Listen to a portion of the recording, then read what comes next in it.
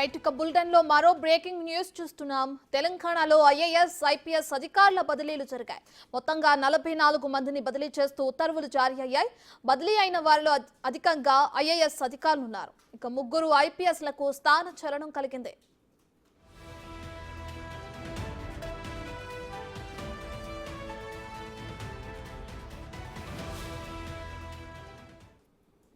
Right ఇదే అంశానికి సంబంధించి మరింత సమాచారాన్ని మా డిప్యూటీ బ్యూరో చీఫ్ సాదిక్ అందిస్తారు. రైట్ సాదిక్, తెలంగాణలో ఐఏఎస్, ఐపీఎస్ అధికారుల బదిలీలు జరిగాయి. మొత్తంగా 44 మందిని బదిలీ చేస్తూ కూడా ఉత్తర్వులు జారీ చేశారు. సరే, ఇక వీళ్ళకి స్థానచలనం కలిగినట్టు కూడా మనం చూస్తున్నాం. దీనికి సంబంధించిన డీటెయిల్స్ ఏంటి సాదిక్? తెలంగాణలో 44 మంది ఐఏఎస్ అధికారులకు బదిలీలు చేసి ప్రభుత్వం ఈ మేరకు రాష్ట్ర ప్రధాన కార్యదర్శి శాంతకుమారి ఉత్తర్వులు జారీ చేయడం జరిగింది. ప్రధానంగా ప్రిన్సిపల్ సెక్రటరీ స్థాయి ఉన్నటువంటి వాళ్ళకందరికీ కూడా స్థానశీలం కల్పిస్తూ కూడా ఈ ఉత్తర్వులో పేర్కొనడం జరిగింది. గతంలో ఇప్పటికే కలెక్టర్స్ను బదిలీ చేసినటువంటి రాష్ట్ర ప్రభుత్వం 44 మంది హెచ్ఓడీలు అంటే సెక్రటేరియట్ కేంద్రంగా ఉన్నటువంటి హెచ్ఓడీలకు స్థానశీలం జరగడం అన్నది ప్రాధాన్యత సంతరించుకుంది. పరిపాలన మరింత స్పీడప్ చేసే లక్ష్యంగా ముఖ్యమంత్రి రేవంత్ రెడ్డి తన మార్పు చూపించే లక్ష్యంగా ఈ 44 మంది ఐఏఎస్ అధికారులను ట్రాన్స్ఫర్ చేయడం జరిగింది. ప్రధానంగా సబ్యసాచి ఘోష్ సంబంధించినటువంటి ఐఏఎస్ అధికారికి principal secretary animal husbandry and fishery development దానికి ప్రిన్సిపల్ సెక్రటరీగా నియమితులయ్యారు. అదేవిధంగా సంజయ్ కుమార్కు principal secretary labour department and training సంబంధించి దానికి బదిలీ అవ్వడం జరిగింది. ఇక వాటర్ బోర్డు సంబంధించిన అశోక్ రెడ్డికి ఆయనకు బదిలీ అయింది. ఇలా చూసినట్టయితే వాటర్ బోర్డుగా ఐటీ డిప్యూటీ సెక్రటరీగా భవితా మిశ్రా కూడా వారు కూడా ట్రాన్స్ఫర్ కావడం. పొల్యూషన్ కంట్రోల్ బోర్డు సెక్రటరీగా రవి ఐఏఎస్కు బదిలీ చేశారు.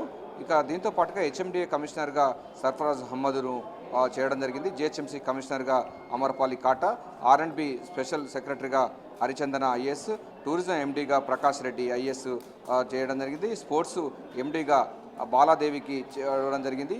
జిహెచ్ఎంసీ కమిషనర్ రోనాల్డ్ రాస్ బదిలీ కావడం అన్నది ప్రాధాన్యత సంతరించుకుంది. ఎందుకంటే మొన్నటిదాకా ఆయన రోనాల్డ్ రాసుకున్నాడు. రోనాల్డ్ రాస్కు ప్రస్తుతం జిహెచ్ఎంసీ కమిషనర్ నుంచి వెళ్ళి ఆయనకు విద్యుత్ శాఖ సెక్రటరీగా నియమిత కావడం అన్నది రాజకీయంగా పరిపాలనగా ప్రాధాన్యత సంతరించుకుంది. ఎందుకంటే విద్యుత్ సంబంధించిన కొనుగోలు విషయంలో విచారణ జరుగుతున్న నేపథ్యంలో ఒక మంచి ఆఫీసర్, స్ట్రిక్ట్ ఆఫీసర్ ఉండాలని కూడా ప్రభుత్వం భావించినట్టుంది. అందుకోసం భాగంగా రోనాల్డ్ రాస్ను విద్యుత్ శాఖ సెక్రటరీగా నియమిత కావడం అన్నది ప్రాధాన్యత సంతరించుకుంది. దీంతో పాటుగా స్టాంప్స్ అండ్ రిజిస్ట్రేషన్ కమిషనర్గా బుద్ధప్రకాష్ ఐఏఎస్ అధికారిని నియమించడం జరిగింది. జిఏడి సెక్రటరీగా సుదర్శన్ రెడ్డి ఐఏఎస్ ఆఫీసర్గా చేయడం జరిగింది. మొన్నటిదాకా జిఏడి సెక్రటరీగా ఉన్నటువంటి రఘునందన్ను బదిలీ చేయడం అన్నది ప్రాధాన్యత సంతరించుకుంది. So commercial tax excise department సంబంధించిన రిజ్వీని ఐఏఎస్ను నియమించడం జరిగింది. ఫైనాన్స్ ప్రిన్సిపల్ సెక్రటరీగా సందీప్ కుమార్ సుల్తానియా రావడం అన్నది ప్రాధాన్యత సంతరించుకుంది. ఎందుకంటే మొన్నటి వరకు 2014 నుంచి వెళ్ళిపోవడంతో పడితే మొన్నటి వరకు కూడా మనకు రామకృష్ణరావే ఆర్థిక శాఖ ముఖ్య కార్యదర్శిగా ఉన్నారు. ఆయనకు ఎట్టకేలకు 10 సంవత్సరాల తర్వాత స్థానచలనం కలగడం అన్నది ప్రాధాన్యత సంతరించుకుంది. ఈ సందీప్ కుమార్ సుల్తానియా కూడా గతంలో కూడా ఫైనాన్స్ సెక్రటరీగా పనిచేశారు. ఇప్పుడు ఆయన ప్రిన్సిపల్ సెక్రటరీగా బాధ్యతలు చేపట్టబోతున్నారు. ఎన్విరాన్మెంట్ అండ్ ఫారెస్ట్ ప్రిన్సిపల్ సెక్రటరీగా అహ్మద్ నదీంను కూడా నియమిస్తూ ప్రభుత్వం ఉత్తర్వు జారీ చేసింది. ఇక మనకు దేవాదాయ శాఖ సంబంధించిన సెక్రటరీగా శైలజ రామయ్యారు గారిని నియమితులై కావడం జరిగింది. ఆమెకు బదిలీ చేయడం జరిగింది. దాంతో పాటుగా హ్యాండ్లూమ్స్ అండ్ టెక్స్టైల్ సంబంధించిన దానికి అదనపు బాధ్యతలు కూడా ఇవ్వడం జరిగింది. టూరిజం ప్రిన్సిపల్ సెక్రటరీగా వాణి ప్రసాద్ ఐఏఎస్ ఆఫీసర్ను ఇవ్వడం జరిగింది. మనకు లేబర్ డెవలప్మెంట్ అంటే లేబర్ సంబంధించినటువంటి డిపార్ట్మెంట్ కానీ ట్రైనింగ్ అని దానికి సంజయ్ కుమారు ఈ రకంగా చేయడం జరిగింది. సో మొత్తం 44 మంది ఐఏఎస్ అధికారులను బదిలీ చేస్తూ ప్రభుత్వం మొత్తం చాలా కీలక నిర్ణయం తీసుకోవడం జరిగింది. రాష్ట్ర ప్రభుత్వం పూర్తి స్థాయిలో కూడా పరిపాలనపైన ఫోకస్ పెట్టినట్టుగా స్పష్టంగా అర్థమవుతుంది. మొన్న ఇటీవలనే ఐఏఎస్ అధికారులను అంటే జిల్లా కలెక్టర్లను బదిలీ చేసిన తర్వాత హెచ్ఓడి సంబంధించిన సెక్రటరేట్ కేంద్రంగా జరుగుతున్నటువంటి ఈ హెచ్ఓడి సంబంధించినటువంటి ప్రిన్సిపల్ సెక్రటరీని బదిలీ కావడం అన్నది పరిపాలనను మరింత స్పీడప్ పెంచే విధంగా అయితే ముఖ్యమంత్రి రేవంత్ రెడ్డి అయితే ప్లాన్ చేస్తున్నట్టుగా కనబడుతుంది. చాలా సంవత్సరాలుగా ఉన్నటువంటి ఒకే శాఖలో ఉన్నటువంటి అధికారులందరూ కూడా బదిలీ చేసేందుకు రంగం సిద్ధం చేస్తున్నారు. మరికొంతమంది కూడా ఇంకా అధికారులు బదిలీ చేయాల్సిన అవసరం ఉంది. ఇప్పటి వరకు మాత్రం 44 మంది మాత్రమే ఐఏఎస్ అధికారులను బదిలీ చేశారు.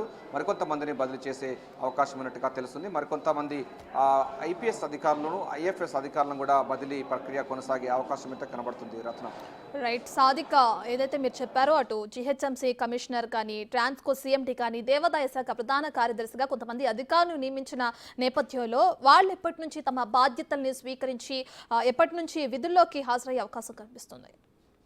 ఎప్పుడైతే జీవో వచ్చిందో వెంటనే వాళ్ళు పోయి జాయిన్ అవుతారు రత్న. దీంట్లో ఎందుకంటే పరిపాలన సంబంధించిన అంశాలు, అదేవిధంగా హెచ్ఓడి హైదరాబాదు హెచ్ఓడి సంబంధించినటువంటి పాలన కేంద్రంగా ఉన్నటువంటి ఈ ప్రిన్సిపల్ సెక్రటరీ స్థాయి అధికారులందరూ కూడా వెంటనే విధుల్లోకి నిర్వహిస్తారు.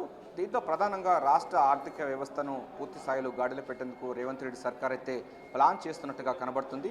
మొన్నటి వరకు అంటే 2014 నుంచి మొన్న 2023 వరకు, ఈ రోజు వరకు కూడా ఫైనాన్స్ ప్రిన్సిపల్ సెక్రటరీగా ఉన్నటువంటి రామకృష్ణారావును బదిలీ చేసి సందీప్ కుమార్ సుల్తానియాను నియమించడం అన్నది ప్రాధాన్యతగా చెప్పవచ్చు. ఎందుకంటే 2014లో ఆయన ప్రిన్సిపల్ సెక్రటరీగా ఫైనాన్స్గా ఉన్నారు. రాష్ట్రం పూర్తి అంటే కేసీఆర్ చెప్పినటువంటి పరిపాలనలో రాష్ట్రం ఆర్థికంగా చాలా బలోపేతమైందని కూడా చెప్పడం జరిగింది. అంతేకాకుండా రాష్ట్రం సంబంధించినటువంటి వ్యవస్థ కూడా, ఆర్థిక వ్యవస్థ చాలా సంపన్నమైన రాష్ట్రంగా అభివర్ణించడం జరిగింది. ఆ తర్వాత ఆయనే మళ్ళీ ప్రజాప్రభుత్వం, ఇందిరమ్మ రాజ్యం కూడా కాంగ్రెస్ ప్రభుత్వం వచ్చిన తర్వాత లోటు బడ్జెట్ ఉన్నటువంటి రాష్ట్రంగా 5 లక్షల కోట్ల రూపాయల వరకు కూడా అప్పులు ఉన్నటువంటి విషయాన్ని కూడా ఆయనే శ్వేతపత్రం విడుదల చేసినటువంటి సందర్భం కూడా ఆయన కూడా సాక్షిభూతంగా నిలిచారు.